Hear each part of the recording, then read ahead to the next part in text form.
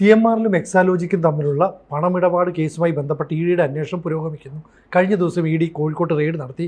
ഇപ്പോൾ ഇത് ചെന്നെത്തിയിരിക്കുന്നത് വീണയുടെ ഭർത്താവായിട്ടുള്ള മുൻ മന്ത്രി മുഹമ്മദ് റിയാസിലേക്കാണ്. മുഹമ്മദ് റിയാസും കുടുങ്ങുമോ? മുഹമ്മദ് റിയാസ് കുടുങ്ങിയിരിക്കുകയാണ്. കാരണം ഇന്നലെ ഇഡി ഇറക്കിയിട്ടുള്ള പത്രക്കുറിപ്പ് എൻ്റെ ഓർമ്മയിൽ അസാധാരണമാണ്. കാരണം ഇത്രയും വിശദാംശങ്ങളോട് കൂടി ഒരു പത്രക്കുറിപ്പ് ഇഡി സമീപകാലത്തൊന്നും ഇറക്കിയിട്ടില്ല.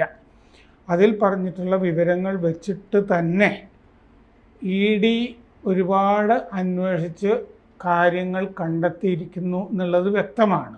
ശരിക്കും അതിൻ്റെ ഒരു ചരിത്രമൊക്കെ പറഞ്ഞിട്ടാണ് ഇത് റിയാസിൻ്റെ, അതായത് വീണയുടെ അക്കൗണ്ടിൽ നിന്ന് റിയാസിൻ്റെ അക്കൗണ്ടിലേക്ക് പണം പോവുകയും റിയാസിൽ നിന്ന് ഇത് വേറെ ആളുകളിലേക്ക് പണം പോവുകയും ഒക്കെ ചെയ്തിട്ടുണ്ട് എന്ന് കണ്ടെത്തിയിരിക്കുന്നു. എങ്കിൽ പിന്നെ റിയാസ് അതിൻ്റെ അകത്ത് ഇൻവോൾവ് ആണല്ലോ. മാത്രമല്ല, ആ കോഴിക്കോട് റെയ്ഡ് നടത്തിയത് റിയാസിൻ്റെ സുഹൃത്തുക്കളുടെ വീടുകളിലൊക്കെയാണ്.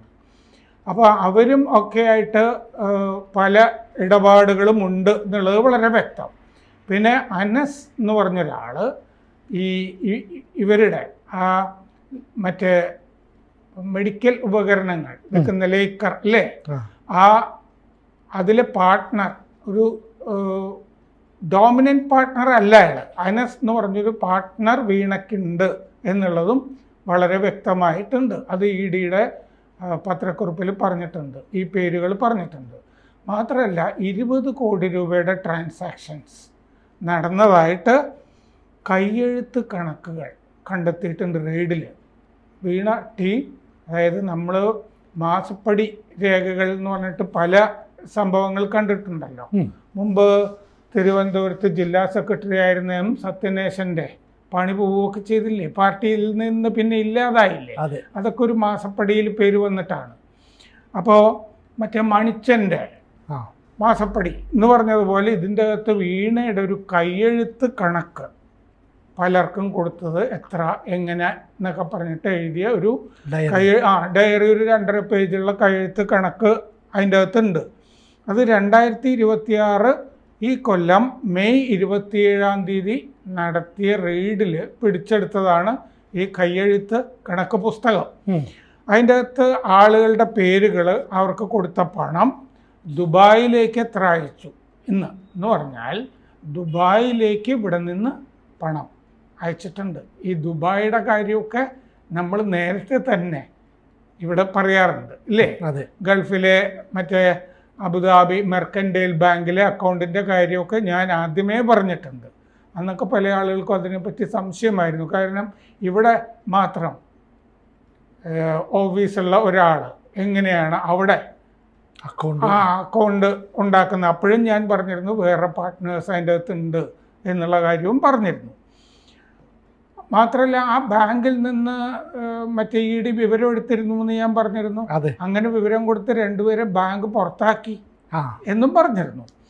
അപ്പോൾ ഇതിൻ്റെ അകത്ത് ദുബായിലേക്ക് അയച്ചത് 85 ലക്ഷം രൂപയാണ് വീണ അയച്ചതായിട്ട് കണ്ടെത്തിയിരിക്കുന്നത്. അതായത് 3.49 ലക്ഷം AED ഇല്ലേ, ദിർഹം ആണ്.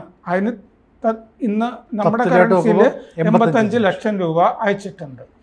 അപ്പോൾ മറ്റൊരാളുടെ പേരിൽ സിം കാർഡ്, അവർ ഇൻ്റർനാഷണൽ കോളുകൾക്കൊക്കെ വേണ്ടി കമ്പ്യൂട്ടർ കോളുകളൊക്കെ ഉണ്ടല്ലോ, അതിന് വേറൊരാളുടെ സിം കാർഡ് ഉപയോഗിച്ചിട്ടുണ്ട്.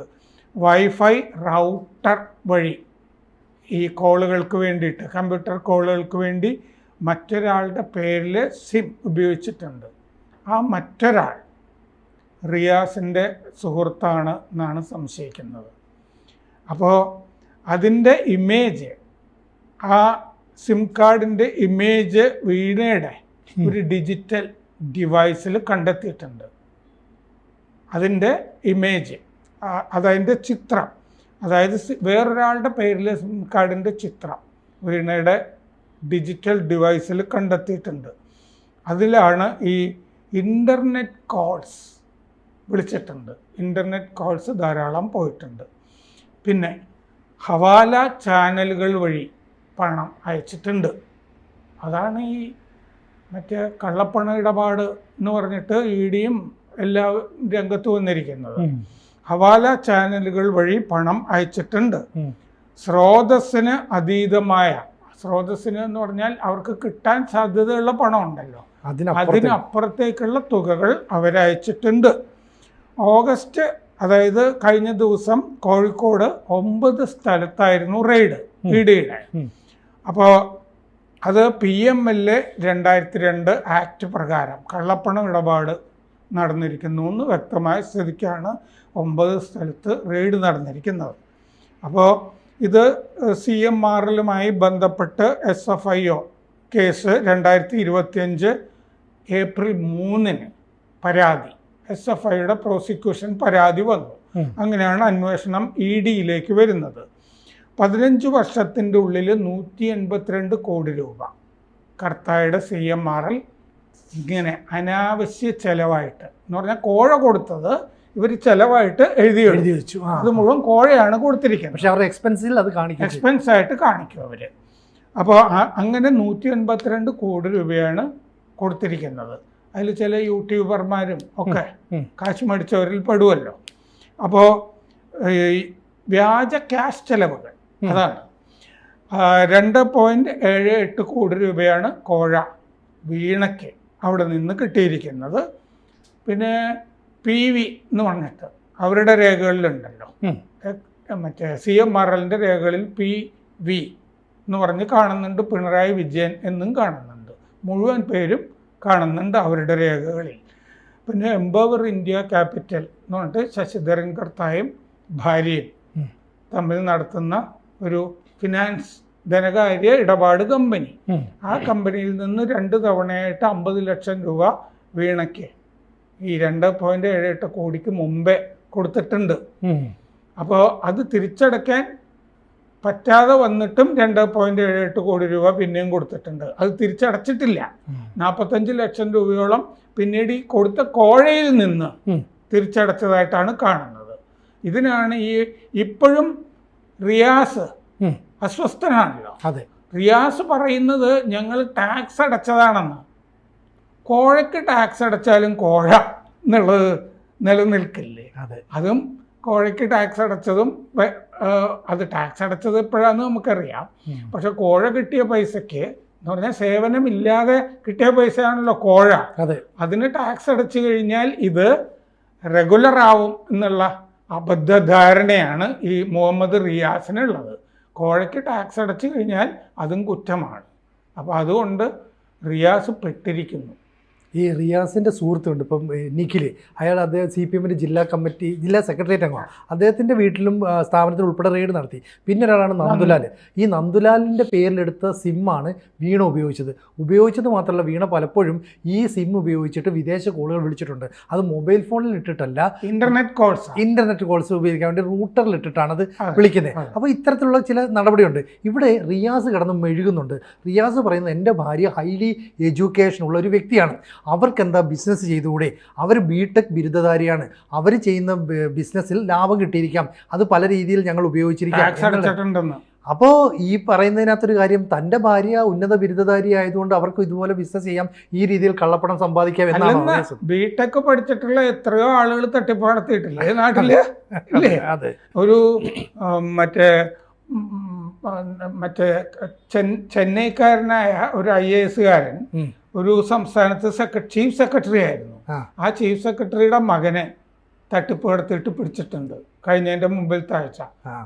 ഒരു സംസ്ഥാനത്ത് ചീഫ് സെക്രട്ടറി ആയിരുന്ന തമിഴ്നാട്ടുകാരൻ, നോർത്തില്, അയാളുടെ മകനെ പിടികൂടിയിട്ടുണ്ട്. അയാള് ഉന്നത സ്വാധീനമുണ്ട് എന്നൊക്കെ പറഞ്ഞിട്ട് PMOയിൽ സ്വാധീനമുണ്ട്, IAS-കാരൻ്റെ മകനാണല്ലോ എന്നൊക്കെ പറഞ്ഞിട്ട് പല സ്ഥലത്തും പോയിട്ട് 10-40 കോടി രൂപയുടെ തട്ടിപ്പൊക്കെ നടത്തിയിട്ട് പിടിച്ചിട്ടുണ്ട്. ഇപ്പം ഇവിടെ പിണറായി വിജയന് വേണ്ടിയിട്ട് അല്ലെങ്കിൽ വീണ വിജയന് വേണ്ടിയിട്ടൊക്കെ പാർട്ടി ഇറങ്ങിയതുപോലെ തനിക്കും പാർട്ടി സംരക്ഷണ കവചം ഒരുക്കണമെന്നാണല്ലോ റിയാസ് പറഞ്ഞു വരുന്നതിൻ്റെ അർത്ഥം. റിയാസ് പറഞ്ഞ കൂട്ടത്തില് എൻ്റെ സഹാക്കള് സുഹൃത്തുക്കള് എല്ലാവരും കൂടി റെയ്ഡ് നടത്തി ആ സ്ഥലത്ത് വന്ന് കൂടിയിരുന്നു എന്നൊക്കെ പറയുന്നുണ്ടായിരുന്നു കൂട്ടത്തില്. ഇപ്പൊ MV ഗോവിന്ദൻ പറയുന്നുണ്ട് ഞങ്ങൾ എന്തായാലും സംരക്ഷണം ഒരുക്കും. കാരണം പിണറായി വിജയന് വേണ്ടി സംരക്ഷണം ഒരുക്കി, വീണയ്ക്ക് ഒരുക്കി. അപ്പൊ പിന്നെ റിയാസിന് ഒരുക്കിയില്ലെങ്കിൽ ഇത് മൊത്തം കൂട്ടുകച്ചവടം. റിയാസിന് അങ്ങനെ സംരക്ഷണത്തിന് അധികം സഖാക്കൾ വരുമെന്ന് എനിക്ക് തോന്നുന്നില്ല. കാരണം അവിടെ ED ആക്രമിച്ച ആളുകൾ മുഴുവൻ ജയിലിൽ കിടക്കുകയാണ്. അത് കോഴിക്കോട്ടെ എത്ര സഖാക്കള് റിയാസിന് വേണ്ടി വാദിച്ചിട്ട് ഈ ഇഡിയെ ഗരാവോ ചെയ്തിട്ട് അല്ല ഇപ്പൊ പിന്നെ റിയാസിന്റെ സുഹൃത്തുക്കൾ എന്ന് പറഞ്ഞിട്ട് അന്വേഷണം നടത്തില്ല. ഇവരെല്ലാം തന്നെ റിയാസിന്റെ കോളേജ് കാലമുള്ള സുഹൃത്തുക്കളാണ്. അവർ സ്വതന്ത്രമായിട്ട് ബിസിനസ് ചെയ്യുന്നു, അവർ സ്വന്തമായിട്ട് സ്വന്തം കാര്യത്തിൽ പിന്നെ ഓരോ ഉദ്യമമായിട്ട് പോകുന്നു, ഇൻവെസ്റ്റ്മെന്റ് നടത്തുന്നു. ഇതൊക്കെ എന്തിനാണ് ഇവർ അന്വേഷിക്കുന്നത് എന്നുള്ള രീതിയിലാണ് ഇപ്പോൾ റിയാസ് ചെയ്യുന്നത്. അപ്പോൾ കാര്യങ്ങൾ വളരെ വ്യക്തമാണ്. വീണയിലേക്ക് വരുന്ന പണം റിയാസിലേക്ക് എത്തുന്നു, റിയാസ് അത് സുഹൃത്തുക്കളുടെ അക്കൗണ്ടിലേക്ക് മാറ്റുന്നു. അതല്ലെങ്കിൽ 85 ലക്ഷം വിദേശത്തിലേക്ക് പോകുമ്പോൾ ആ രീതിയിലുള്ള കോളുകൾ വീണ നടത്തുന്നു. ജീവിതത്തിൽ മാത്രമല്ല, ഈ തട്ടിപ്പ് കച്ചവടം ഉണ്ടല്ലോ വീണയുടെ, അതിലും റിയാസ് പങ്കാളിയാണ് എന്നാണ് ആ പത്രക്കുറിപ്പ് വായിച്ചു കഴിഞ്ഞാൽ നമുക്ക് മനസ്സിലാകുന്നത്. അപ്പോൾ ഈ പറയുന്ന കോഴിക്കോട് ഇത്രയും പേരെയൊക്കെ റെയ്ഡ് ചെയ്തുകൊണ്ട് ഈ നമ്മൾ അനസ് എന്ന് പറഞ്ഞൊരു കഥാപാത്രം കൂടി ഇതിലുണ്ട് എന്ന് പറഞ്ഞല്ലോ. അതെ, അതാണ് എനിക്ക് തോന്നുന്നത് അക്കൗണ്ട് ഒക്കെ ആയിട്ട് ബന്ധപ്പെട്ട് ഗൾഫിലെ അക്കൗണ്ട് ഉണ്ടല്ലോ വീണയുടെ, ഈ മറ്റേ മെർക്കൻറ്റൈൽ ബാങ്കിലെ അബുദാബി മെർക്കൻറ്റൈൽ ബാങ്ക്, അത് ഗൾഫിലെ ഏറ്റവും വലിയ രണ്ടാമത്തെ ബാങ്കാണ്. ഇതൊക്കെ അന്വേഷിച്ച് കണ്ടുപിടിച്ച ശേഷമാണ് ഈ ഇഡി കുറച്ചു കാലം അവർ അന്വേഷിച്ചു കൊണ്ടിരിക്കുകയായിരുന്നല്ലോ. മറ്റേ പിണറായി വിജയൻ മുഖ്യമന്ത്രിയൊക്കെ ആയിരുന്നപ്പോൾ എന്തിനാണ് ഇത്രയും കാലം താമസിച്ചത് എന്നൊക്കെ പല ആളുകളും ചോദിക്കാറുണ്ട്. ഈ അന്വേഷണത്തിനൊന്നും കാലപരിധി ഇല്ല സിനിജി. ക്രൈംബ്രാഞ്ച് ഇവിടുത്തെ അന്വേഷിക്കുന്നതൊക്കെ കണ്ടേ സഖാക്കൾക്ക് പരിചയമുള്ളൂ. ഇതൊക്കെ കുറച്ച് സമയമൊക്കെ എടുത്ത് മുഴുവൻ കണ്ടെത്തിയിട്ടൊക്കെ മതി. അതിൻ്റെ സമയമായിരുന്നു ഇത്രയും കാലം കണ്ടിരുന്നത്. അപ്പോൾ വളരെ ഷോക്കിംഗ് ആണ് ഈ അസാധാരണമായ പത്രക്കുറിപ്പ്. അതിൽ നിന്ന് തന്നെയുള്ള വിവരങ്ങളാണ് നമ്മളിപ്പോൾ ഇവിടെ ചർച്ച ചെയ്തതും ഒക്കെ. അപ്പോൾ മൊത്തത്തിൽ ഈ കുടുംബം തന്നെ ഈ ചോദ്യമുനയിൽ പാർട്ടിക്കകത്തും പുറത്തും സമൂഹത്തിലും ഒക്കെ നിലകൊള്ളുകയാണ്. പാർട്ടി ഇനി സംരക്ഷണ കവചം ഒരുക്കാൻ സാധ്യത കുറവാണ്. കാരണം കോഴിക്കോടല്ലേ മറ്റേ സെപ്റ്റംബറിൽ വിശാല സംസ്ഥാന സമ്മേളനം നടക്കാൻ പോകുന്നത്, സെപ്റ്റംബറിൽ. അതിൽ തന്നെ ഈ ചോദ്യങ്ങൾ ഉണ്ടാവും.